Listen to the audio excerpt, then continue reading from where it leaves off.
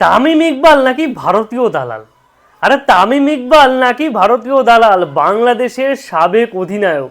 যে তামিম ইকবাল তার হাত ভাঙা অবস্থায় খেলে বাংলাদেশকে ম্যাচ জেতাতে সাহায্য করে, যে তামিম ইকবাল লর্ডসের মাঠে সেঞ্চুরি করে বাংলাদেশকে গর্বান্বিত করে, যে তামিম ইকবাল পঞ্চ পাণ্ডবের মধ্যে একজন, যে তামিম, যে সাকিব, যাদের জন্য আজকে বাংলাদেশ ক্রিকেটকে অনেকে চিনতে পারছে, জানতে পারছে। 15 বছরেরও বেশি সময় ধরে সে ক্রিকেটকে সময় দিয়েছে, বাংলাদেশ ক্রিকেটের জন্য খেলেছে এবং 15,000-এরও বেশি রান যার। একবার ভাবুন, আজকে সেই তামিম ইকবাল বাংলাদেশের হয়ে ভারতের দালাল হয়ে উঠেছে। এবং সে কথাটি কে বলছে?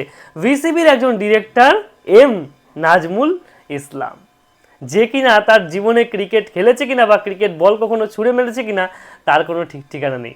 আপনি কি জানেন এই তামিম ইকবাল তার দেশকে দেশের মানুষকে গর্বান্বিত করেছে বারবার। আজকে সেই তামিম ইকবালের পাশে সমগ্র ক্রিকেটাররা, তার দেশের ক্রিকেটাররা আজকে উপস্থিত হয়েছে।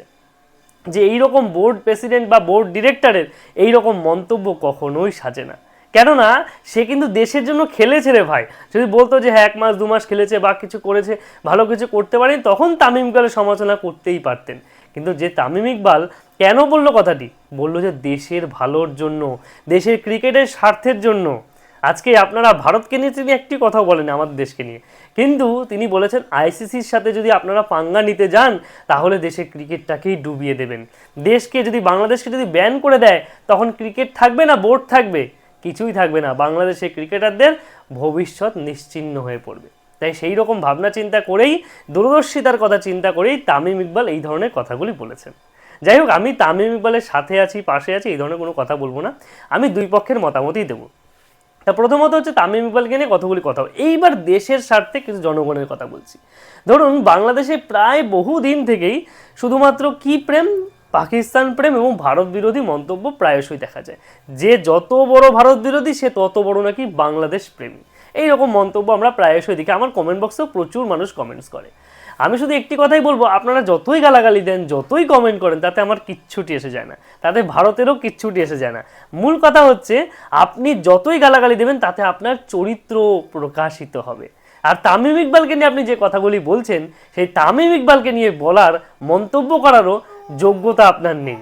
তা যাই হোক, আপনাদের সেই যোগ্যতাটা প্রমাণ করতে গেলে তামিম ইকবালের সমান হতে হবে। হ্যাঁ, আপনি সমালোচনা করতে পারেন, তামিম ইকবালের সেই কথার সমালোচনা করতে পারেন, তাহলে আজকে এই তামিম ইকবাল বাংলাদেশের শত্রু হয়ে গেল, ভারতের দালাল হয়ে গেল।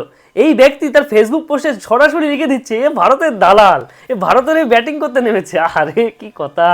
সত্যি ভাই, আমাদের ভারতের তামিম ইকবাল ব্যাটিং করবে, তামিম ইকবাল খেলবে, তামিম ইকবাল ভারতের কথা বলবে, এরকম কোনো কথা কিন্তু তিনি বলেননি। তবুও জানি না কিন্তু তিনি বাংলাদেশের মানুষের কাছে শত্রু হয়ে উঠছে। আসলে ব্যাপারটা কিছুদিন ধরে চলছে যে যত ভারত বিরোধী সে তত বাংলাদেশ প্রেমী। কারণ ওই হাসনাত আবদুল্লাহ, সার্জি সালাম থেকে শুরু করে আর অনেকেই ভারতের বিরোধী বিভিন্ন মন্তব্য করেছে, হাদিও করেছিল, বিভিন্ন রকম মানুষেরা করেছিল। এখন কথা হচ্ছে তারা যে বিরোধী মন্তব্য করছে তার ফলস্বরূপ কি হচ্ছে?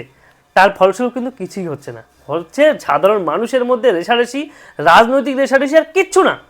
আপনি দেখুন, ভারত থেকে ডিজেল কিনছে, আমাদের ভারত থেকে আলু কিনছে, আমাদের ভারত থেকে পেঁয়াজ কিনছে, সব কিছু চলছে, ভারতের বিদ্যুৎ নিচ্ছে, সব কিছু চলছে, কিন্তু বন্ধ হয়ে গেছে কি? মানুষের মধ্যে ভালোবাসা, ভালোবাসার আদান প্রদান। শুধু এক দেশের মানুষ এক দেশের মানুষকে ঘৃণা করছে। আজকে বাংলাদেশের মানুষরা ভারতকে উল্টোপাল্টা বলছে, বাংলাদেশকে কি ভারতের মানুষ খুব ভালো ভাবছে? অনেক মানুষ, ভারতের মানুষ তাদেরকে ঘৃণা করছে, তাদেরকে খারাপ বলছে। এর একটাই কারণ, ওই রাজনৈতিক স্বার্থ চরিতার্থ করছে। ওই সরকারের কিছু ব্যক্তিরা কিছু ভারত বিরোধী কথা বলছে, মানুষকে উস্কে দিচ্ছে এবং তারা সেই রাজনৈতিক ফায়দা নিচ্ছে। তাহলে তামিম ইকবালের পক্ষে আপনি, নাকি ওই নাজমুল নাজমুল ইসলামের পক্ষে? একবার শুধু আপনারা কমেন্ট, আপনাদের মতামত অবশ্যই জানাবেন। কারণ একটি কথা বলার ছিল যে তামিম ইকবাল কিন্তু বাংলাদেশের জন্য খেলেছে, তামিম ইকবাল কিন্তু বাংলাদেশের হয়ে লড়েছে, এই তামিম ইকবাল কিন্তু বাংলাদেশের জন্যই আজকে তার জীবনটা পর্যন্ত উৎসর্গ করেছে এই তামিম ইকবাল। তাই অবশ্যই তামিম ইকবালের কথা অবশ্যই ভাববেন। এবং আপনারা হয়তো আবেগের কথা ভেবে আজকে আইসিসিকে বয়কট করতে যাবেন, ভারতকে বয়কট করতে যাবেন। এই তামিম ইকবাল ঠিক কথাই বলেছেন, তিনি গভীর সিদ্ধান্ত ভেবেছেন, গভীর কথা ভেবেছেন, পরবর্তী দিনের কথা ভেবেছেন, ভবিষ্যতের কথা ভেবেছেন। যদি আজকে আইসিসি ভারতের ম্যাচ খেলতে না যায় বাংলাদেশ, তাহলে তাদের ব্যান করতে পারে আইসিসি। ভারত বিসিসিআই বোর্ড থেকেও তাদেরকে নানা রকম চাপ দিতে পারে। বিসিসিআই যদি কোনো রকম খেলা বাংলাদেশের সাথে না করে তাহলে বাংলাদেশে কতটা অর্থনৈতিক ক্ষতি হবে ভেবেছে? সেই সমস্ত কথা চিন্তা করেই কিন্তু আছে তামিম ইকবাল এই কথাগুলি বলেছে। হ্যাঁ, আবেগের বসে হয়তো অনেকে ভারতকে বয়কট করবে, ভারতকে গালাগালি দেবে, তাতে লাভটা বাংলাদেশের হবে না, লসটা বাংলাদেশেরই হবে, লাভটা ভারতের হবে, ভারতের লস হবে না কোনো। যাই হোক, ভালো থাকবেন এবং বিচার বুদ্ধি বিবেচনা করেই কবে কমেন্ট করবেন। ভালো থাকবেন, ধন্যবাদ।